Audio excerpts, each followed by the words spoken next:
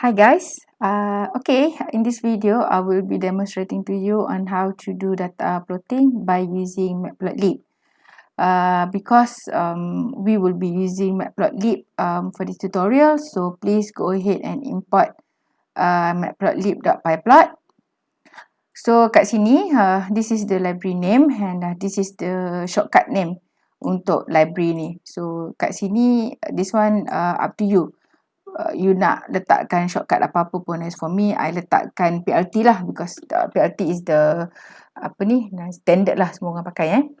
Okay, in the previous how many videos that I have showed to you, saya dah tunjukkan cara untuk kita load data. Load data daripada CSV ataupun load data daripada Excel. But dalam video kali ni kita akan buat data sendiri. Maksudnya kita like manually key in our data. So to do so, you have to declare your X and your Y. Kemudian X dengan Y mestilah kita jadikan dia dalam bentuk array. Bila dia square macam ni, dia dalam bentuk array lah. Array, this one for X and this one for Y. Lepas tu kita masukkanlah data kita. Setiap data kita mestilah kena separate by comma. Kat sini okay. Contohnya ni X1, ni X2, X3, X4, X5 macam tu. Dan setiap X tu kena separate dengan Y. Dan kemudian this is our Y. Okay, ini Y1, ini Y2, ini Y3, ini our Y4, ini Y5. Tu cara untuk kita masukkan data. Okay. To create a single line, ini saya dah tunjukkan sebelum ni dekat dalam video yang mana saya tak ingat. Okay, to create a single line, kita panggil lah plt.plot. Tapi kalau macam video yang sebelum ni, saya tak panggil macam ni kan. Saya panggil lebih kurang macam ni kan. Betul? Kan? So, sama saja. Cuma yang ni sebabkan data dia dalam bentuk data frame. Okay, yang this one ni kita macam mana hamba kena serius. Ini kita panggil macam ni sebab data kita dalam bentuk data frame. Kalau kita tak nak panggil DS macam ni, kita nak straight away panggil PLT plot macam tu. Ini kita kena jadikan data kita dalam bentuk array lah. Jadikan bentuk dalam ni. Sebab itulah kalau awak tengok dekat dalam video yang sebelum ni, saya ada assignkan X sama dengan DS something. Okay, something. Kat dalam ni adalah kita punya nama. Sebab kita nak jadikan dia individual. Easier. For me, easier lah. Okay, again as I said in my previous videos, macam dia ada banyak cara untuk buat. Mana-mana cara pun boleh pakai. Okay. So, okay. Here I wanted to create the single line. So what are we going to do next is that kita panggil this statement plt.plot. Macam yang saya dah cakap sebelum ni, kalau kita tak define plot ni plot apa, okay, kita just tulis plot saja, dia akan automatically keluar line chart. Kalau kita nak specific, we have to bagi tahu kat sini apa dia Okay, so plot and then kita masukkan data kita X and Y. Okay, ni. Kalau tak nak panggil X and Y kat sini, kita pun boleh masukkan data juga kat dalam ni. Okay. Kita boleh masukkan this whole thing. Pun boleh juga. Macam ni. Pun boleh. Okay, macam ni pun boleh. Kalau kita buat macam ni, let's say kita pilih jalan macam ni, so yang ni are no longer needed. Okay? Faham So, kita panggil X and Y. Once kita dah siap, okay. Let's say, okay, I'm gonna run this one first without having... Okay. Right. So, kat sini dia dah ada. Okay, sorry. Sorry, I'm gonna hide this one. Sebab I dah run benda ni. Okay. Okay. Oh, I kena bersihkan kernel dulu. Sekejap I bersihkan kernel dulu. Okay, I will run again. Okay, dah run. So here, okay. So macam ni. Dia akan keluar graf macam ni. So kita nak cantikkan graf kita, kita kasihlah dia punya title, dia punya sini title, kemudian kita bagilah dia punya X label, dia punya Y label, okay. So nak buat title, kita buatlah plt.title, lepas tu dalam kurungan dan bagi nama title kita tu apa. Untuk X label, kita gunakan plt.xlabel dan dalam kurungan dan nama. Same thing goes to the Y label here. So again, as I said in the previous video, best practice kalau kita letakkan macam ni, plt.show. Kita letakkan this statement. It would be best practice. So here I'm going to execute this one. So I dapat macam ni. Okay, put nama and everything. Okay, let's say this is for single line. Apa jadi kalau I nak buat multi line? Okay, multi line sama saja. Dalam kes ni, I nak buat population over time versus one I have observation, one I have so-called prediction. So kita declare lah kita punya X1 berapa, Y1 berapa, X2 berapa, Y2 berapa. Kalau siapa-siapa yang buat forecasting mungkin nak buat X train, Y train. Okay, siapa-siapa yang buat forecasting lah kan. Mungkin nak kasih nama X train and then Y train. Okay, kemudian bila you dah forecast, you akan ada X train, Y train, X test. Okay, and then you ada Y test. Daripada sinilah nanti you akan dapat Y test. Daripada sini nanti you akan dapat Y prediction. Okay, siapa-siapa yang nak buat forecasting untuk buat multi line ni, you kena ingat lah. Yang ni X train, yang ni Y train, yang ni X test ataupun ini Y test. Macam tu. Okay. So, I'm going to delete this one. Kita masukkan kita punya, we define our X values and our Y values. Lepas tu, lepas kita dah define, kita pun panggil lah, kita nak buat plot kan. Okay. Kita panggil plt plot. Okay. X1, X, Y kita. Kemudian this one, I panggil this one. Rx dot and then label. I labelkan dia sebagai observation. Okay. I labelkan dia sebagai observation. So, this one maksudnya we wanted to create the red line with, red dash line. This one should be we create the red, betul lah, red dash line with X marker. Nanti you akan dapat line yang macam ni. Alamak, salah.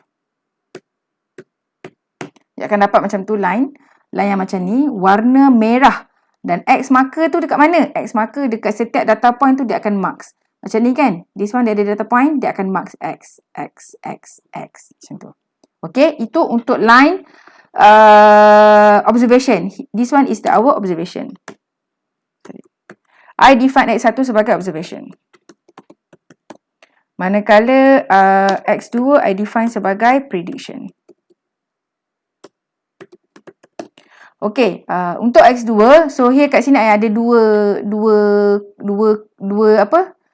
code yang berbeza kan. Okay, kita run dulu code yang pertama. Okay, let's say I buka yang ni.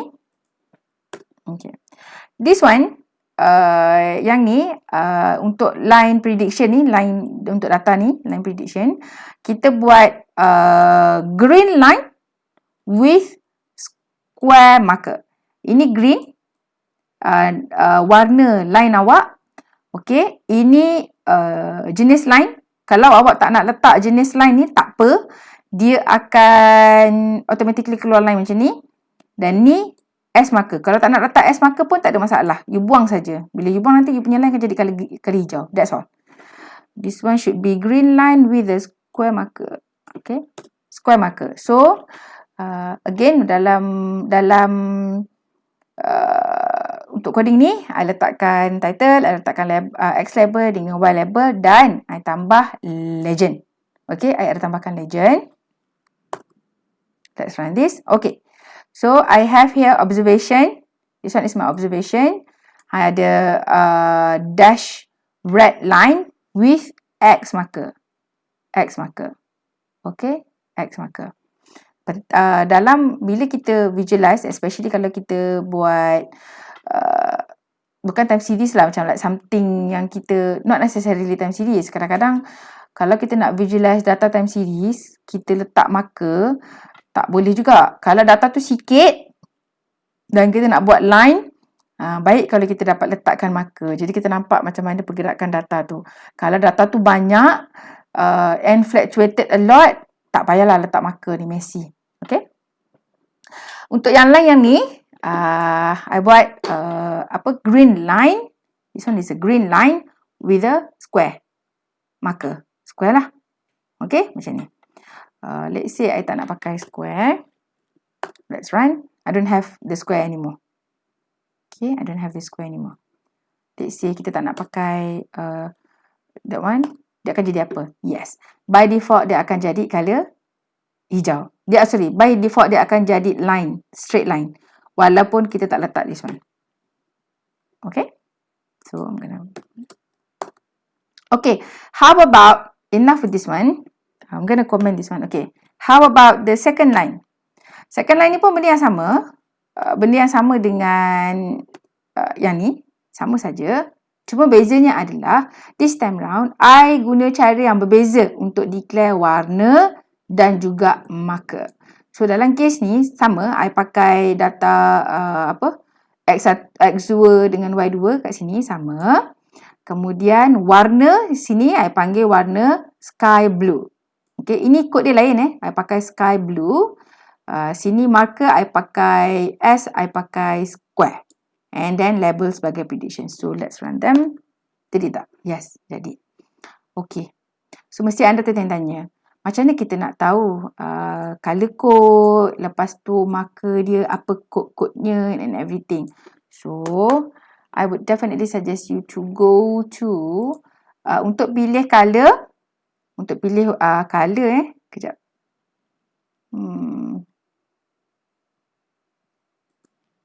Which one tak apa. Nanti I will provide the link untuk apa nama ni, I will provide the link dekat dalam description box so that you can use that link and then you can go to the apa nama ni, dia punya documentation. Okay, dia ada documentation macam mana kita nak define. This one is from Matplotlib. Okay, I think it's best if I simply go here lah. Documentation. Apa tadi kita nak tengok? Color kan? Color. Tak tahu kat mana meh. This one. Content color Y value. Macam nak cari? Susah juga nak tengok kat sini. Tapi, you kena baca lah documentation Matplotlib ni sebenarnya. Macam ni kita buat color. Ini documentation untuk color. Alamak. Mana pergi? Yang tu tak jumpa. Dah lah, tak nak buang masa lah. Nanti saya sediakan link ni. Nanti you pergi dekat link tu, you tengok. Okay. Okay, sini. Legend. Legend ni kat sini lah I put here location 4. Location 4 tu maksudnya apa? Okay, kita tengok kat sini. Tadi ada buka. Mana? Mana tadi? Legend tadi. I think I saw one legend. Sini lah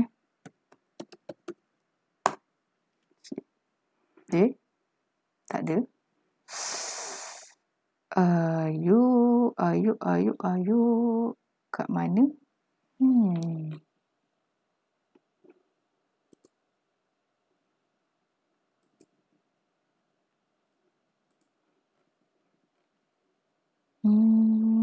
This one guys. Ada tak?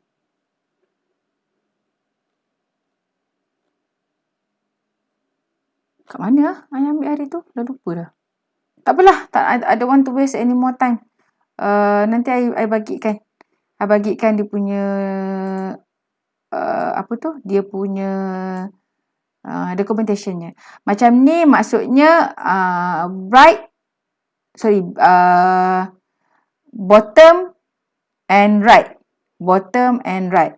Kalau you letakkan satu macam ni, let's run them. Dia jadi atas. Top and right. Kalau kita letak dua. Okay. Let's say I letak 11. Boleh tak? I tak nak letak kat tepi-tepi, nak letak kat tengah. If I'm not mistaken, dia syntax dia. Okay, salah. Apa syntax kat tengah-tengah? Tak ingat lah.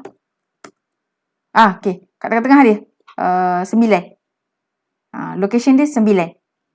Ini pun sama, dia ada documentation dia. Nanti saya jangan risau, jangan panik, jangan risau. Nanti saya akan sediakan link untuk awak pergi tengok documentation on ni location untuk legend you nak letak kat mana.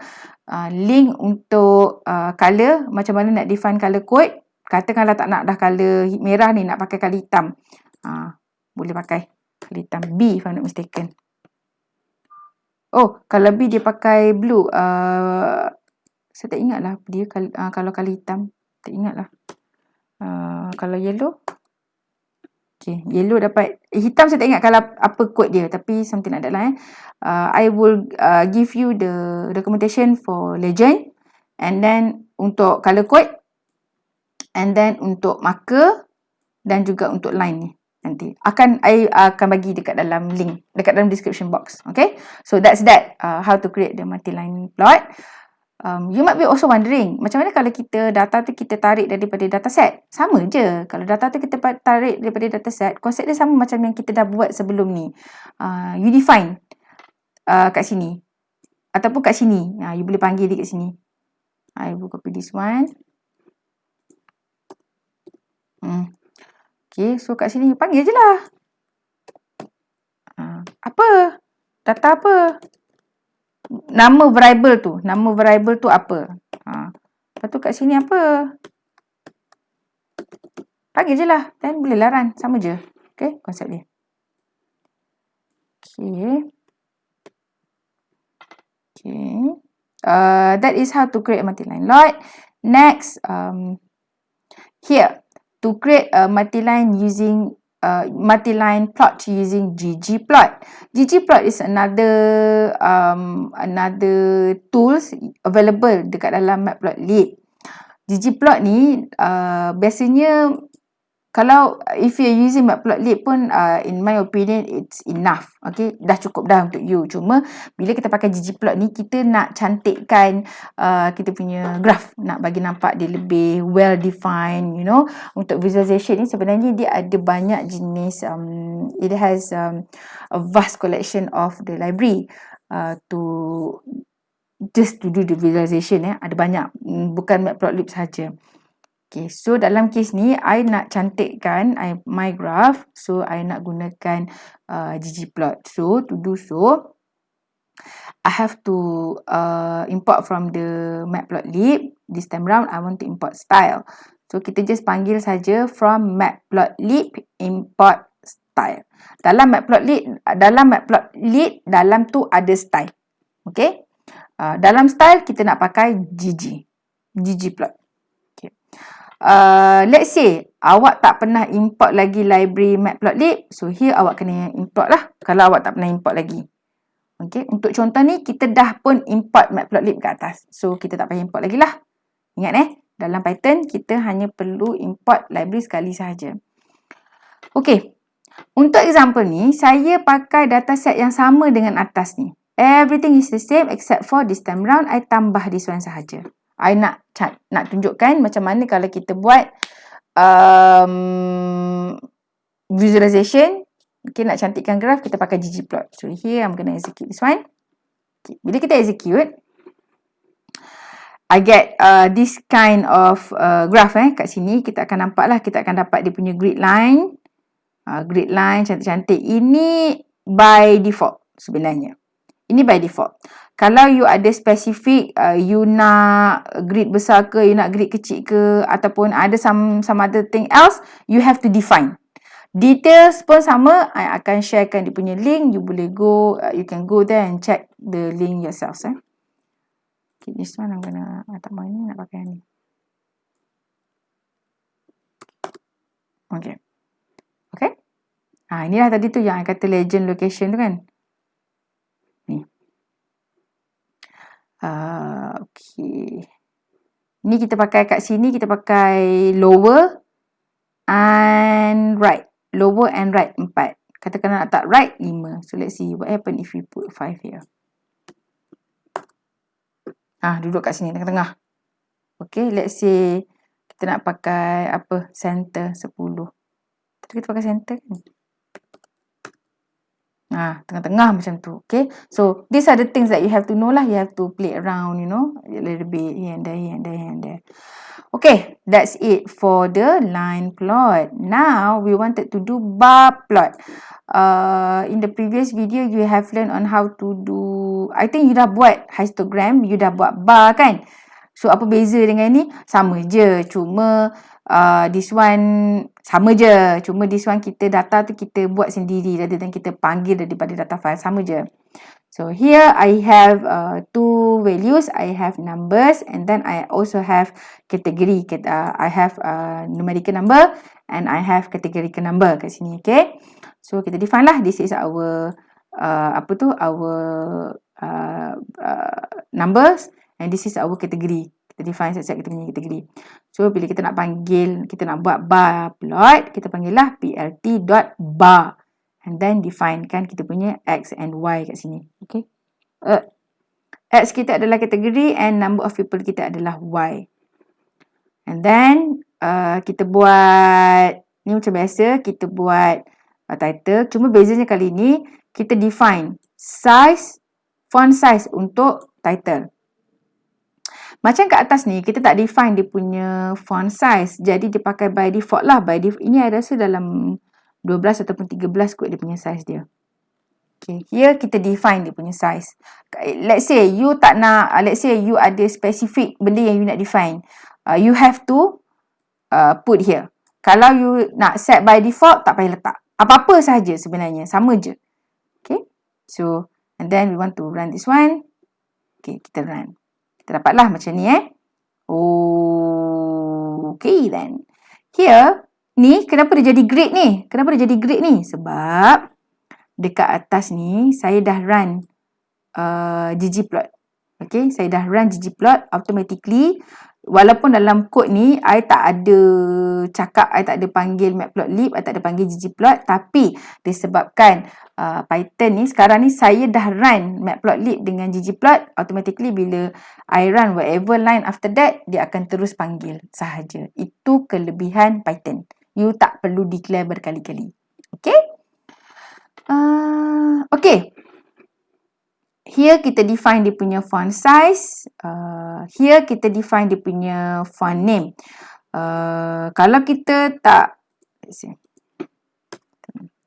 font name-nya adalah fantasy katanya. Saya pun tak tahulah. Okay. Oh sorry. Ini patutnya tak ada. Okay. So kita run. Okay. I tak tahulah. Fantasy ke tak fantasy ni, dia punya tulisan dia ada beza tak, ataupun mungkin kita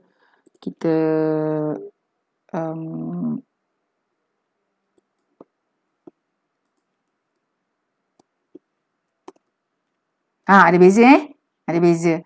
Tadi tu tulisannya macam cursive sikit kan. Okay, ada beza. Kalau kita ada spesifik lah, kalau kita tak ada spesifik kita boleh pakai by default sahaja.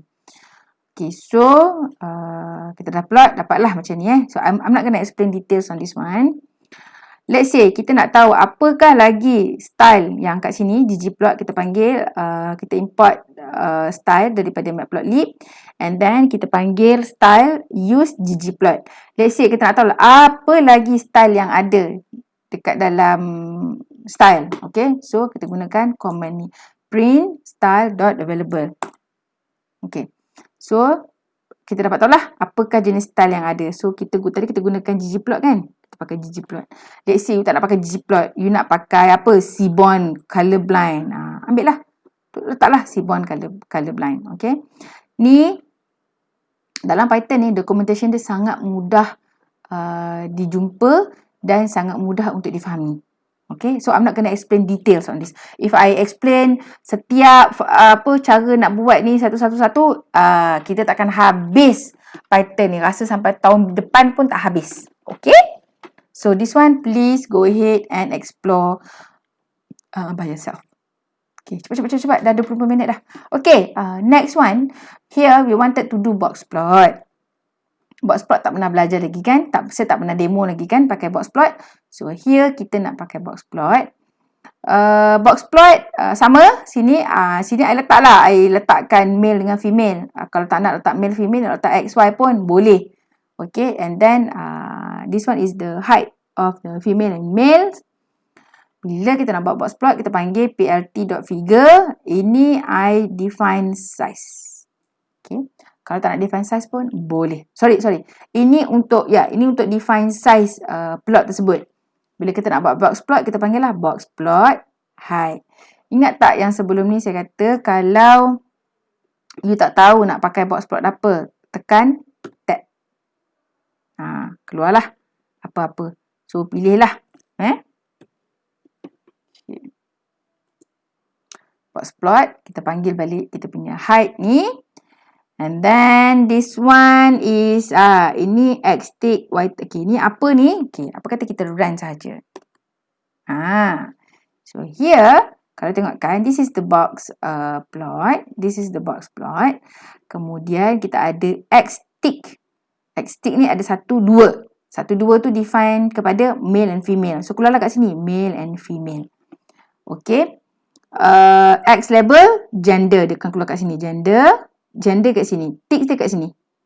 Ini Y tick ni kalau you nak define pun boleh, you nak letak dalam range tertentu pun boleh, ni pun boleh juga. You nak katakanlah you nak buat 50, 60, 70, 80 pun boleh, you nak buat 50, 51 pun boleh, you define saja.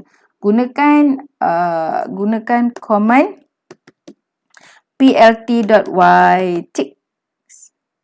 So letaklah. Kalau nak lah. Alright. Kita ada, this one height by gender, against height, against gender. So, this is to do visualization.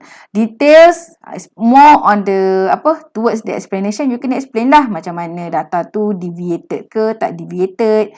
Mean-nya macam mana. Kalau kita tengokkan, perempuan ni dia balance. Sebab, satu dia punya kotak tu kat tengah kan. Dia balance.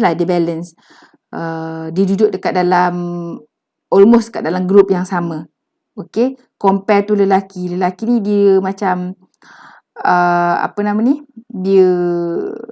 dia punya data dia tu macam way too scattered. Dia punya mean pun lain mean dia saya rasa berapa ni mean dia 70 something ni, mean dia betul tak?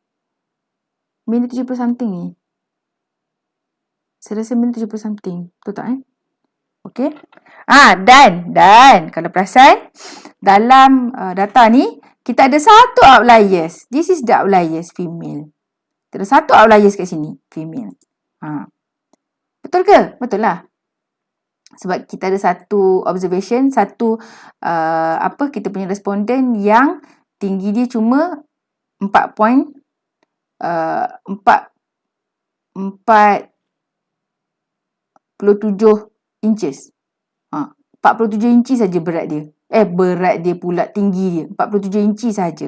Orang lain semua 60 ke 70 inci. Tapi ada seorang ni berat tinggi dia 47 inci. So kita declare dia sebagai outliers. Kalau macam lelaki ni dia tak ada outliers. Dia tak ada outliers lah. Box plot ni tak ada panggil outliers. Okay. So I think you know best on how to explain box plot ni. Or maybe we can look at this later on. Okay, next we wanted to do scatter plot. Scatter plot, let me see. The scatter plot ni guna data yang sama dengan atas ke tadi? No, scatter plot ni I tak pakai data yang sama. Okay, I pakai data lain. Tapi kita declare in the same way. Kita buat X, Y. Lepas tu kita input lah data kita. Dan bila kita nak buat scatter plot, kita panggil plt.scatter. plt.scatter, lepas tu kita panggil X, kita panggil Y. Label ni nak masuk pun boleh, tak nak masuk pun boleh juga. Okay. So, yang ni kita declare. Jadi macam ni. Okay. So, apa yang berlaku kat sini adalah ni axis ni I define kan this one for X. Okay. This one for Y. Okay. So, I letakkan X, axis untuk X mesti start daripada kosong dan maximum value dia 4.5. Axis untuk Y mesti start daripada kosong dan maximum value dia 70. Let's say you tak nak buat macam ni. Buatlah. Okay. X, axis for example. Axis, berapa? Okay, letaklah dalam berapa. Kemudian Y. Allah. Y. Okay. Y axis. Berapa? So, instead of you panggil macam ni, you boleh panggil.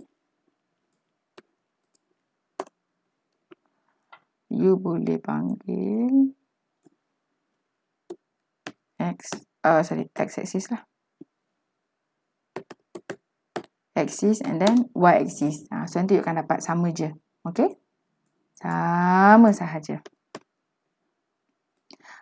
Itulah, coding ni sebenarnya bergantung kepada kreativiti. Okay, katakanlah location ni tak nak dah. Nak pakai satu lah. Okay, this one. Macam ni lah, lebih kurang Okay. So far ni je yang saya buat, yang simple. Kalau nak cerita pasal all types of graph gunakan Python, saya rasa sampai bila-bila pun tak habis. So, nanti saya akan bagikan documentation untuk you tengok. Documentation on Matplotlib. You boleh klik dekat here, example. Dan awak boleh tengoklah jenis-jenis graph yang ada dan macam mana cara nak buat menggunakan Matplotlib. Okay, ada. Ini scatterplot with legend. Tadi kita cuba buat scatterplot sikit je kan. Cuma beza je dekat dalam tutorial ni, dia gunakan NumPy. NumPy untuk create seed. Banyak yang macam tu digunakan NumPy. Sebab saya tak ada data yang cukup untuk dapat hasilkan graf yang cantik macam ni. So, saya tak boleh buat lah. Cara yang mudah kita boleh pakai ni. Kita boleh minta NumPy generatekan data. Okay. Bila NumPy generatekan data, cantiklah data tu nanti. So, you boleh plot. Okay. Boleh tengoklah Lagi katakanlah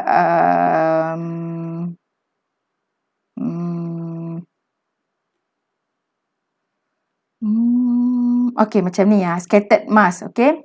Ni kena study Okay. Macam ni dia buat. PLT scatter, dia panggil X, dia panggil Y. Lepas tu this one S area 1.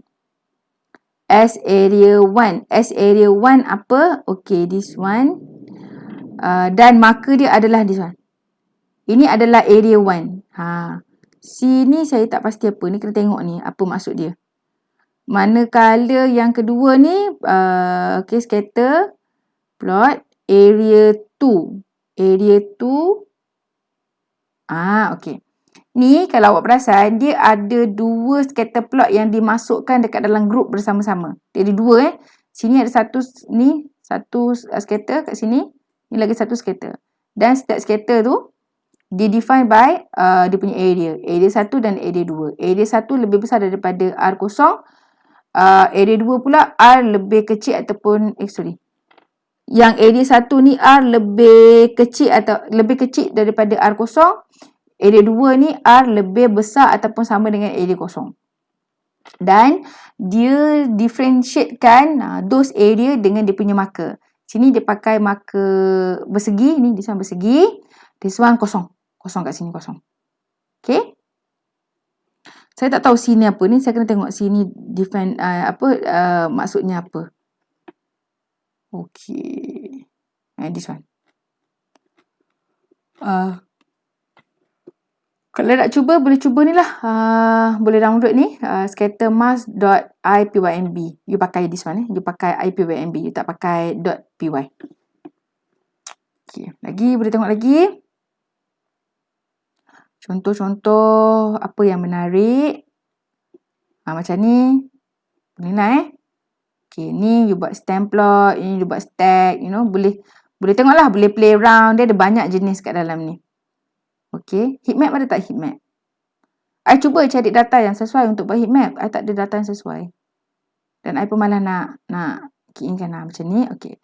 Contohnya macam ni. You boleh buat subplot. Macam ni dia panggil subplot lah. Dalam plot ada plot. Ni subplot. Boleh tengok macam mana cara dia buat. Okay. Boleh tengok macam mana cara dia buat. Ni kita tengok lah. Kena tengok dan kena faham lah apa yang dia buat ni.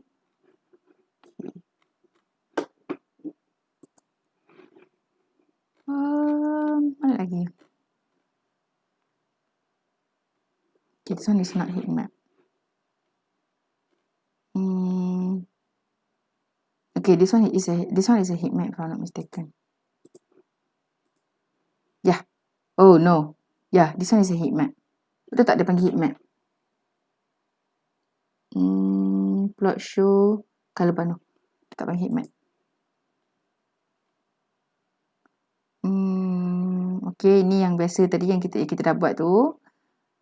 Okay, ni kita dah buat tadi tu. Box plot versus violin ada beza. Violin rupanya macam lain sikit biasa awak buat box plot kan? Awak tak pernah buat violin kan? Violin rupa dia macam ni. Okay, ada beza sikit lah. Dan, you know, of course lah ada tujuan yang berbeza. Okay, nak buat pie chart, nak buat nested pie chart. Okay, ada cara-caranya. Semua ada tutorial. Macam mana cara nak buat. Okay, kena tengok, kena baca dan kena faham lah kod dia. Tak susah pun nak follow. Okay, ada banyak ni tutorial. Baliklah, pergi tengok lah sendiri. Okay. Okay, so kita balik semula kepada kita punya kod tadi. Okay, dah that's it for scatter plot. Okay, untuk assessment, saya nak awak produce graph macam ni. Simple saja. This is very simple assessment. Saya nak awak produce graph macam ni. Data, suka hati. Nak pakai data apa pun boleh. Cuma, saya nak macam ni je rupa dia. Satu, saya nak yang colourful. Ini sangat senang nak buat. Dua, saya nak buat stack. Okay, graf yang kedua, saya nak stack. Graf yang pertama, bar chart yang pertama, saya nak colourful. Bar chart yang kedua, saya nak buat stack bar chart. As simple as that saja. Data, awak boleh pilih data apa yang awak nak. Awak boleh key in sendiri. You can buat sendiri. You punya data tu suka hati. Okay, buatlah suka hati. Dan kemudian hantarkan, awak kena upload file name. Macam biasa, kasih nama, name, assessment 4.ipynb. Okay. Dan juga lagi satu .pdf. Hantarkan dua file ni dan uploadkan dekat tab assessment. Okay. Cari tab assessment 4 dan uploadkan di situ. So, that's all untuk tutorial by using Python. Alhamdulillah habis juga. In the next video, I am going to introduce to you on how to use which one do you want? Let me know. You nak belajar Tableau dulu ke you nak belajar Power BI dahulu? Let me know. Okay? So, that's all for now and goodbye.